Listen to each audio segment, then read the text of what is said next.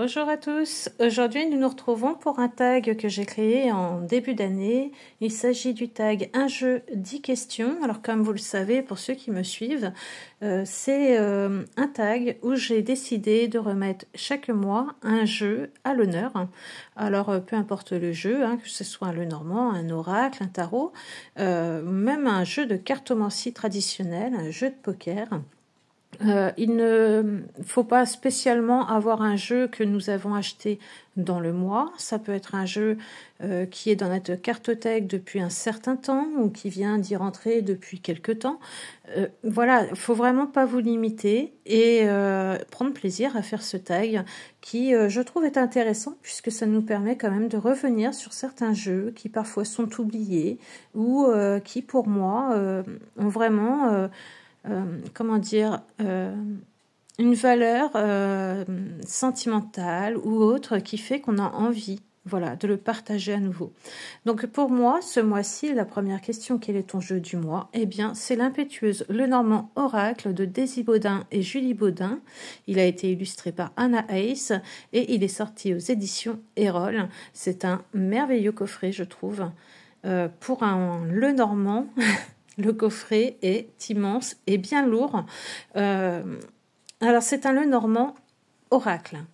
Et oui, effectivement, on le classerait pratiquement plus vers un oracle de par la grandeur de ses cartes que vers un Lenormand, mais il est construit sous le principe du petit Lenormand. Alors, qu'est-ce qui t'a attiré chez lui ? Eh bien, on va être honnête, la toute première chose qui m'a attirée chez lui, avant même qu'il ne sorte, c'est de savoir que les illustrations allaient être faites par Anaïs. Je suis vraiment très, très touchée par les illustrations d'Anaïs. Il y a une sensibilité... Dans chaque carte qui ne me laisse pas indifférente. J'aime énormément. J'ai également son tarot, le Woman Tarot, qui est juste somptueux également. Je n'ai pas l'oracle Flamme Jumelle. J'aimerais beaucoup l'avoir pour compléter justement cette collection. Ça viendra à point nommé. Pour le moment, ce n'est pas encore le cas. Donc voilà, donc qu'est-ce qui m'a attiré chez lui? D'abord ça, les illustrations, et ensuite le travail de Daisy Baudin et de Julie Baudin, parce qu'elles nous font un travail de dingue à chaque fois. Regardez ce livre, on ne peut pas parler d'un guidebook. Vous avez un livre qui est très complet, sur le petit Lenormand, et je le trouve fabuleux pour cela. Vraiment, il y a un travail de fou à l'intérieur. Donc ça a beaucoup contribué aussi au fait que j'achète cet oracle Lenormand. Les couleurs de la boîte sont somptueuses. Ça nous sort directement de l'hiver pour nous projeter directement en été, en fait. Les couleurs sont vraiment magnifiques. D'ailleurs, là, actuellement, il est sur mon bureau. Je m'en sers régulièrement. C'est aussi pour ça que je vous en parle aujourd'hui, parce qu'il fait un bien fou, parce que les illustrations sont juste magiques. Elles sont emplies de douceur, elles nous font du bien. Et avec le beau temps qui revient, il a toute sa place. Donc voilà, donc je l'aime énormément. La carte que tu aimes le moins, alors je vais sortir les cartes. Vous voyez, même l'intérieur, très peps. Donc la carte que j'aime le moins, eh bien écoutez, il n'y en a pas. Il n'y en a pas parce que, comme je vous l'ai dit, je suis ultra fan des illustrations d'Anaïs. J'aime énormément la sensibilité de ces illustrations. J'aime ce qu'elle nous propose, cette poésie dans chaque carte. Je pourrais pas dire tiens, il y a celle-ci que j'aime moins. C'est pas possible, j'arriverai pas à trancher. Elles sont toutes belles, mystiques, féeriques. J'arriverai pas à trancher. Donc la chose qui par contre je pourrais dire sur les cartes que j'aime le moins, et je pense que pour ceux qui me connaissent vous le savez, ce sont les dorures, les tranches dorées. Alors ça par contre pour moi c'est un gros point faible. Je comprends pas qu'on mette encore ce genre de dorure sur des jeux d'une qualité pareille, avec des illustrations si magnifiques. Vous voyez, je fais très attention quand je brasse mes cartes, mais elles s'usent déjà. Et alors, c'est un regret pour moi de les voir s'user. Quand on s'offre un jeu, on ne veut pas non plus le laisser en vitrine pour la collection. On veut aussi voilà, pouvoir l'utiliser. Et malheureusement, quand on l'utilise, on les abîme fortement pour certains et trop vite. Donc, ça serait vraiment pour moi, voilà, ce que j'aime le moins sur une carte, c'est ça. Après, la carte que j'aime le plus, par contre, là, j'ai ma chouchoute. C'est une carte qui me touche énormément et voilà. Cette carte ne me laisse vraiment pas indifférente. Quand je l'ai découverte, j'ai été vraiment très touchée par cette carte. Pour chaque carte, on est venu la renommer en laissant quand même le titre original. Hein. Donc pour l'enfant, on l'a renommée l'innocente. Et pour moi, cette carte me touche beaucoup, puisqu'on ne devrait jamais toucher à l'innocence d'un enfant, et à l'innocence de qui que ce soit d'ailleurs. Enfant, adulte, on ne devrait pas toucher à l'innocence d'une personne. Et cette carte me touche énormément. Voilà. C'est une carte vraiment, celle-ci, c'est ma chouchoute dans ce jeu. C'est vraiment, si je pouvais l'avoir en grand format et l'encadrer et la mettre dans ma pièce, je le ferais tout de suite parce que elle est extraordinaire de douceur et elle raconte beaucoup de choses, cette carte. Voilà. Dans quelle catégorie mettrais-tu ce jeu? Doudou deck, guidance, divination, introspection. Alors moi, je m'en sers actuellement beaucoup de guidance. J'aime tirer 2 cartes le matin pour avoir une petite guidance de ma journée, voir un petit peu les énergies de ma journée. Je m'en sers également en termes de divination, je dirais, en termes prédictifs, comme un Lenormand. J'aime faire oui, des petits tirages de 3 cartes, allez, de 2 à 5 cartes pour avoir un petit peu voilà, une réponse à une question, ou, puisque c'est un petit Lenormand, je le rappelle, hein, malgré sa taille, et il répond très justement, vraiment, il est sublime.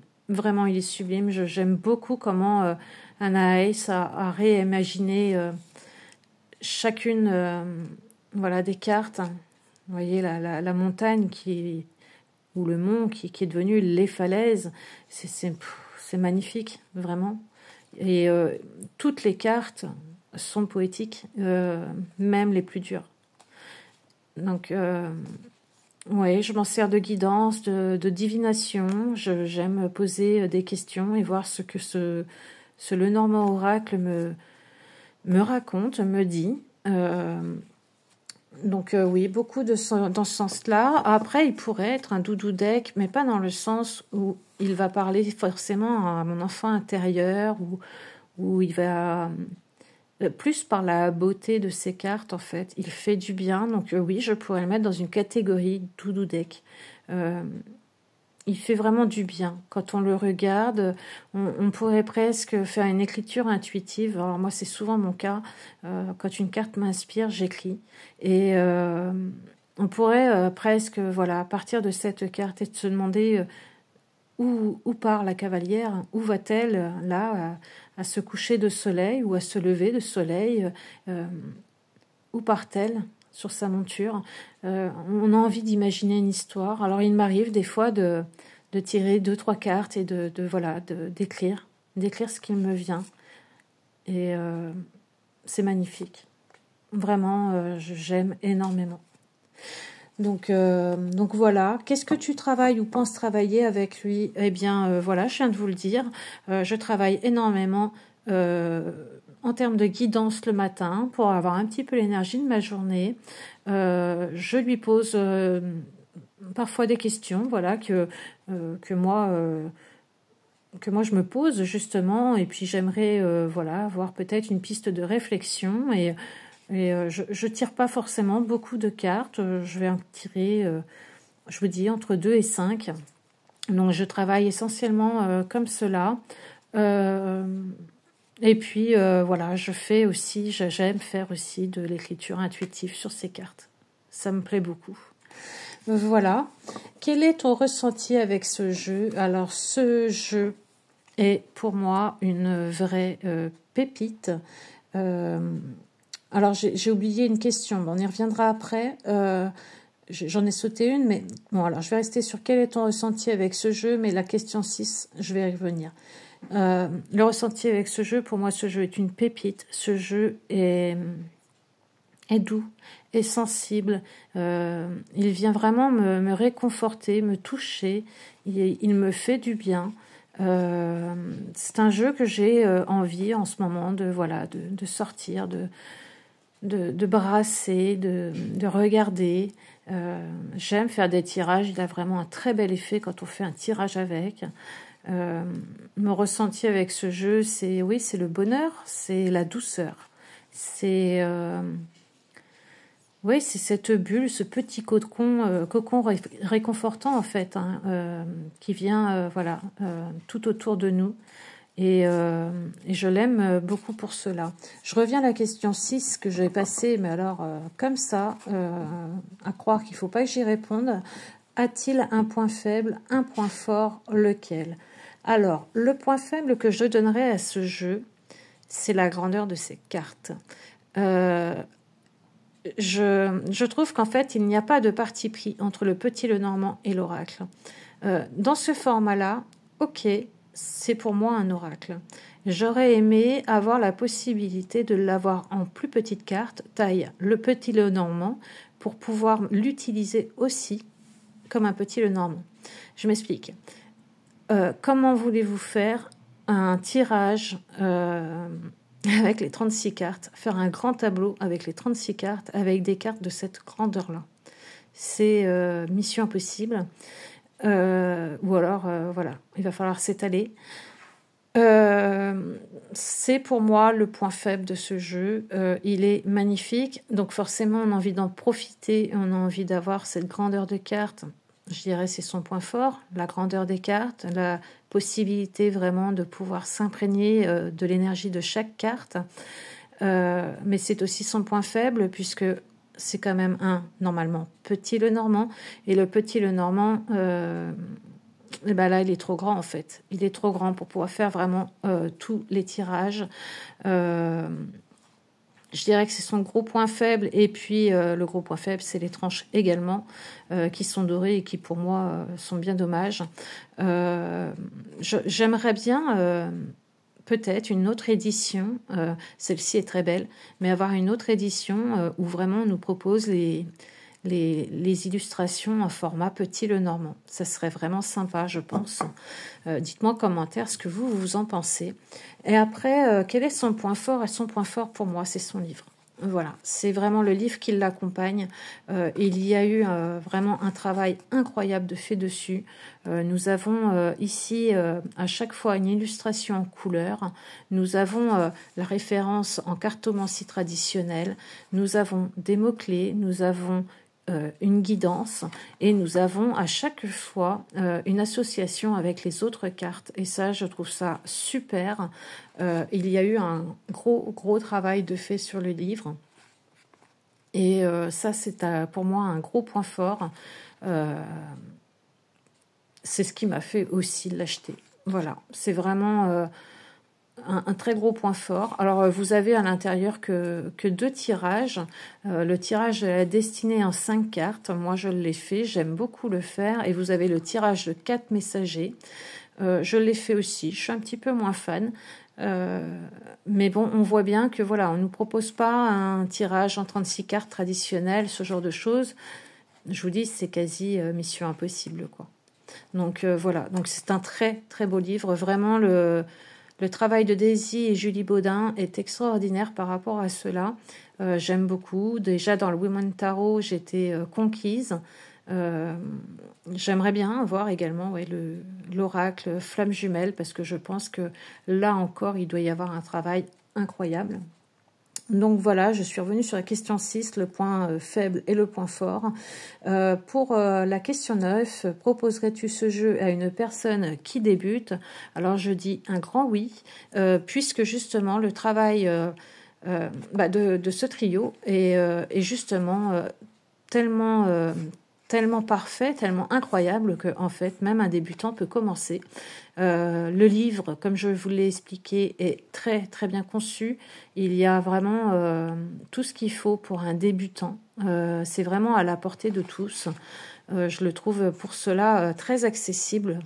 Et puis les illustrations d'Anna Hayes voilà, parle aussi d'elle-même. Bien sûr, il faut avoir le livre au départ pour un débutant pour comprendre ce qu'est le cavalier, ce qu'est le trèfle, qui en l'occurrence ici est devenu le trésor. Mais bien sûr, il va falloir quand même avoir quelques bases sur le normand, mais qu'on peut justement travailler avec le livre. Donc oui, je dirais, proposerais-tu ce jeu à une personne qui débute? C'est un grand oui pour moi. Après, elle ne pourra pas faire des grands tirages, justement. Elle pourra peut-être s'approprier les cartes en faisant des tirages plus restreints, de 2, 3 cartes. Je vous dis, jusqu'à 5, 6, ça passe. Donc voilà, donc c'est intéressant, même pour un débutant, puisque justement, il ne va pas partir dans des grands tirages au départ. Il va pouvoir apprendre tout en profitant justement des illustrations superbes d'Anaïs. En dernière question, quelle note sur 10 mettrais-tu à ce jeu et pourquoi? Alors, avant de l'acheter, je vous aurais dit, mais ce jeu, forcément, il va avoir un 10 sur 10 parce qu'il est juste sublime. Quand vous voyez le coffret, la qualité du coffret, les couleurs qui peps, qui pétillent comme ça, la grosseur de ce livre avec vraiment tout ce qu'il faut dedans pour pouvoir interpréter nos cartes. Quand vous regardez les illustrations d'Anna Hayes, voilà, vous ne pouvez être que conquis. Alors, je peux pas lui mettre, malgré tout, une note de 10 sur 10, à regret parce que j'aime beaucoup leur travail, mais de par le fait que les cartes soient grandes et qu'on n'ait pas le choix de pouvoir s'offrir également les illustrations en plus petit format petit le normand, avoir la possibilité d'avoir vraiment les deux éditions, j'ai envie de dire, ça pour moi c'est un petit peu gênant.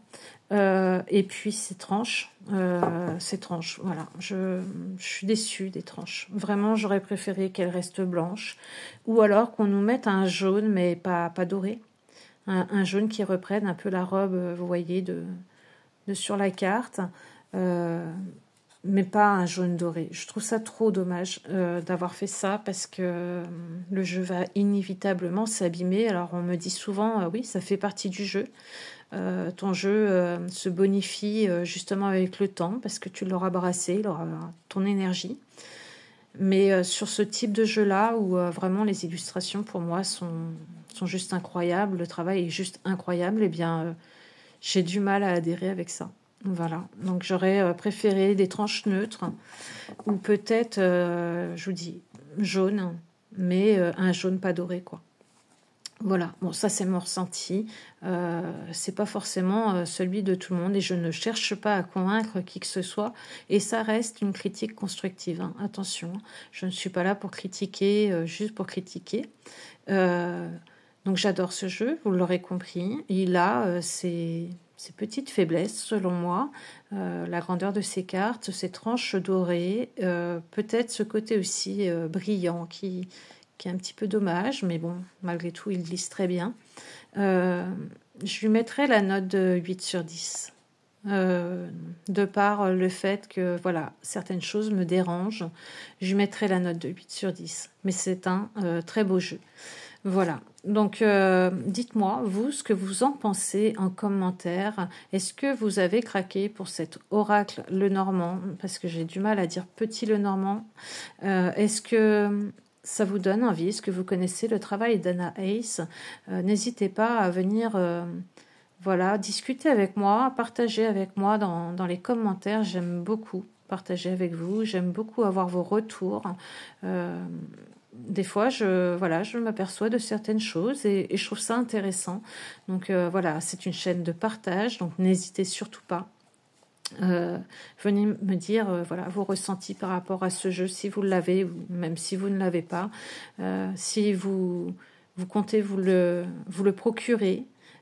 Si vous êtes tout comme moi sensible à l'art d'Anna Ace, n'hésitez pas.